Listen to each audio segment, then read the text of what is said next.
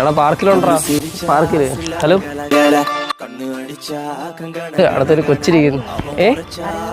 അല്ല അറിയത്തില്ല, എന്റെ ചിരി കൊള്ളാം.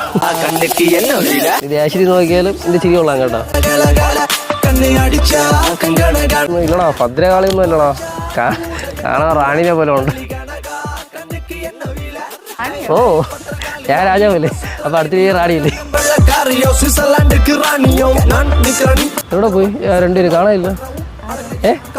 ഇവിടെ റാണി ഇരിക്കുന്നത് കണ്ടപ്പോഴേ രണ്ട് പടന്മാരെ വിട്ടായിരുന്നു. എന്തിനാണെന്ന് അറിയത്തില്ലേ?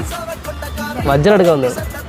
ഓ അവിടെ നോക്കിയപ്പോഴേ എന്റെ രണ്ട് കണ്ണും വജ്ര കണ്ടുവന്നിരിക്കും.